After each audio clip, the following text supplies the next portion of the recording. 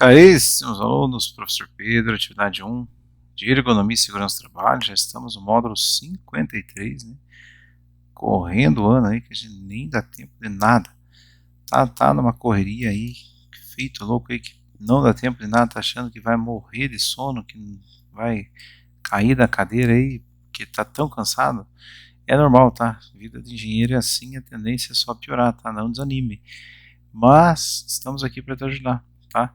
Não se desespere, é corrido mesmo, né? Família, criançada, sei lá, igreja, enfim, trabalho, etc, etc, outras situações, vida social, não é fácil, né? Nós estamos aqui para dar aquela forcinha, para maximizar aí o seu conhecimento e, logicamente, para que você tire aquele 10 aí na sua matéria, tá? Vamos à leitura aqui do anunciado, ó. A segurança do trabalho busca evitar acidentes e também proporcionar maior qualidade de vida no trabalho.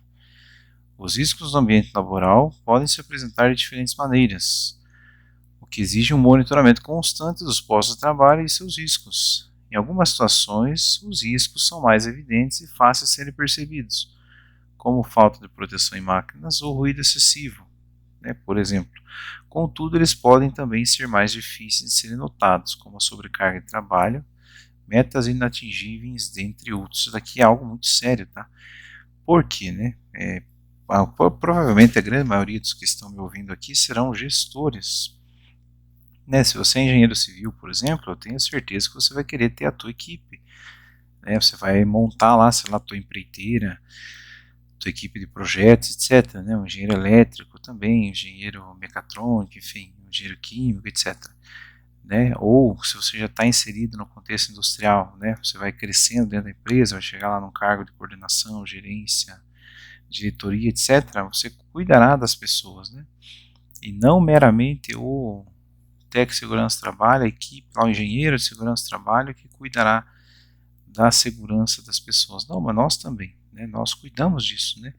Como líder, como um bom líder, né? Antes de tudo, humano, né? Pensando no bem-estar das pessoas, tá? E realmente existem riscos que a gente bate o olho e visualiza. Alguns não, né? Alguns são mais lá realmente que está lá no íntimo do sujeito, né? O estresse, a sobrecarga, às vezes o sujeito está com uma situação pessoal lá na casa dele e acaba diminuindo o rendimento dele no trabalho, às vezes ele está sendo cobrado de uma maneira excessiva, etc, etc, etc. Inúmeras situações, né? Às vezes ele está com uma determinada doença, e às vezes até não sabe, ou está tendo um tratamento inadequado, enfim. Quantas situações e quantas situações a gente se depara no decorrer aí da jornada, no decorrer da profissão, né, que a gente vê casos e mais casos de pessoas, às vezes que por uma orientação, às vezes uma má orientação, né, ou por não levantarem o braço, não pedirem ajuda, às vezes por medo, né, por medo de perder o emprego, por medo disso, por medo daquilo, acabam se retraindo e acabam tendo sofrimentos aí demasiados, né, sem necessidade, tá?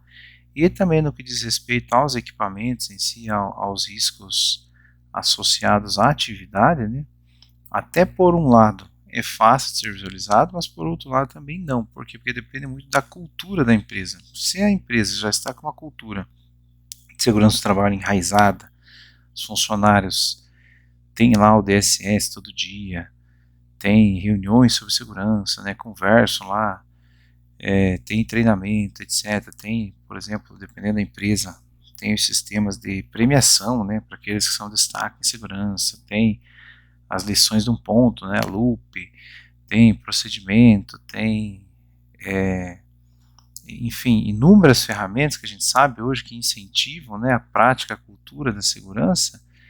A percepção de risco, a cultura, né, de segurança é muito mais simples, mas dependendo da situação, a gente pega determinadas empresas aí que a realidade, para dizer pouco, é bicho feio, tá? Então, às vezes não tem proteção nenhuma, o sujeito trabalha sem EPI, e para você colocar na cabeça dele que ele precisa mudar o comportamento, que ele precisa se adequar a uma nova realidade, não é fácil. Por quê? Porque, não, mas eu trabalho 20 anos assim, por que agora tem que mudar? Se nunca deu errado, nunca me acidentei, se por isso, por aquilo. Então, já vá se preparando aí, caríssimo aluno, que você vai enfrentar realidades diferentes, algumas mais fáceis e outras nem tanto, né, no decorrer desta vida aí, né. Mas vale a pena o comentário, porque o que a gente passa é por apuros aí que assim, tem que ter jogo de cintura para resolver. Assim, considere a seguinte situação. Em uma loja de roupas, trabalham 5 vendedores. Então veja bem, né? A gente está falando de segurança do trabalho. Quando a gente pensa nisso, a gente já pensa em fábrica, né?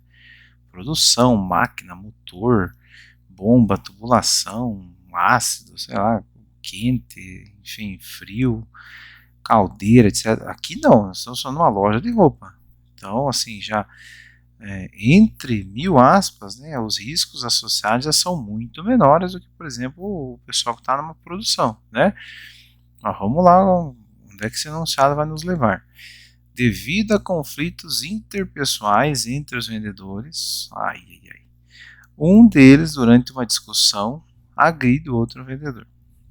Pronto, né? Saíram na mão lá, quebraram o pau, como diz aqui no Paranazão aqui, toraram a madeira aqui, como diz aqui.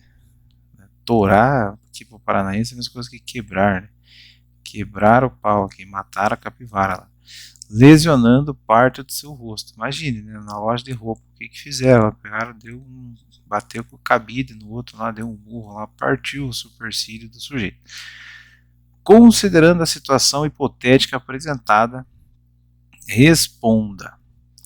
A agressão configura um acidente de trabalho? E agora? O que é um acidente? Um acidente não.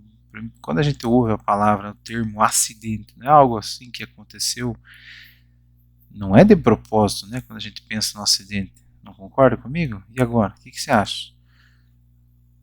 Se ninguém leva um burro de propósito, né? E daí? O sujeito que levou um pé do ouvido lá, foi um acidente ou não? Foi uma agressão? É caso de polícia. E agora? Qual área do conhecimento de segurança do trabalho poderia contribuir para evitar esse tipo de conhecimento? Justifique suas respostas. Vamos analisar um pouquinho, então, no que diz respeito, né, à segurança do trabalho, às leis, enfim, onde é que vamos correr aí nessa resposta. Então, assim, ó, num primeiro momento, né, coisa que passa na nossa cabeça, né, que é a primeira pergunta, né, a agressão configura acidente de trabalho? Num primeiro momento, o que passa na nossa cabeça é que não, porque vem assim como que uma intuição a seguinte, né, o que a empresa tem a ver com o sujeito lá? O sujeito está esquentado lá, não dormiu bem lá, está de pá virada. Vai lá e desce a mão lá no pé do ouvido do outro lá. O que a empresa tem a ver com isso? E já não é bem por aí, tá? A empresa responde pelos atos do seu funcionário, né? Ainda mais nesse caso que é uma loja. Estamos falando de vendedores. Então, e isso foram entre os vendedores. Vamos dizer que esse vendedor vai lá e agride um cliente. E daí, meu filho? Ah, não, a empresa não tem nada a ver com isso, é o sujeito que responde por si próprio? Claro que não. A empresa responde por ele, sim. A empresa contratou ele, confiou no trabalho dele. E se o sujeito está para chegar num ponto desse, de agredir alguém, é porque ele não está numa condição normal de trabalho, né? E também para chegar num ponto desse, olha, com toda certeza, alguém já estava sabendo que já estava chegando nesse ponto e fingiu que não viu. Pode ter certeza disso. Existem raríssimas exceções que às vezes a pessoa tem um temperamento que ela vai segurando, ela é quieta, chega uma hora a pessoa explode, né? Ela não manifesta, mas em geral não.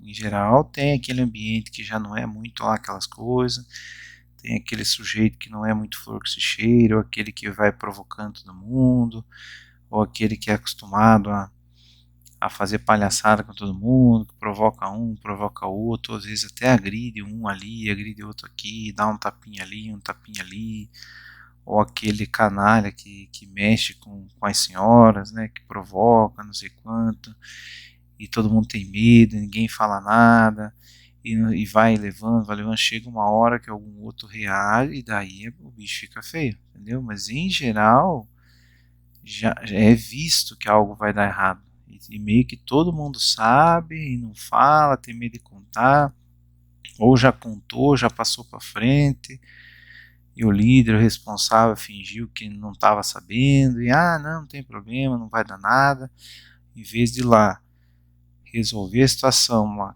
né, matar o mal pela raiz, não. Vai deixando, vai deixando, vai deixando, vai deixando, e daí acontece uma situação dessa, tá?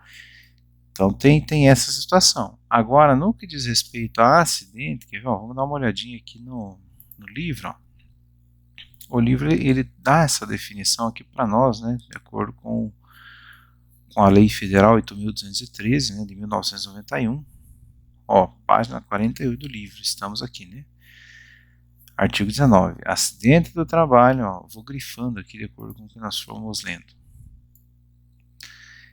É o que ocorre pelo exercício do trabalho a serviço de empresa ou de empregador doméstico ou pelo exercício do trabalho dos segurados referidos no inciso 7º do artigo 11 desta lei, provocando lesão corporal ou perturbação funcional que cause a morte ou a perda ou redução permanente ou temporária da capacidade para o trabalho. Tá, no caso nosso aqui, do enunciado, né? O que ele comenta? Ó. Então, os vendedores trabalham, lesionando parte de seu rosto. Né? Estamos tratando aqui de vendedores. O sujeito sofreu uma lesão. Ele não diz a gravidade da lesão. Mas lesão no rosto pode ser desde um olho roxo, pode ser, sei lá, um nariz quebrado, pode ser um dente quebrado, pode ser um lábio, né, partido, pode ser um supercílio, pode ser, enfim.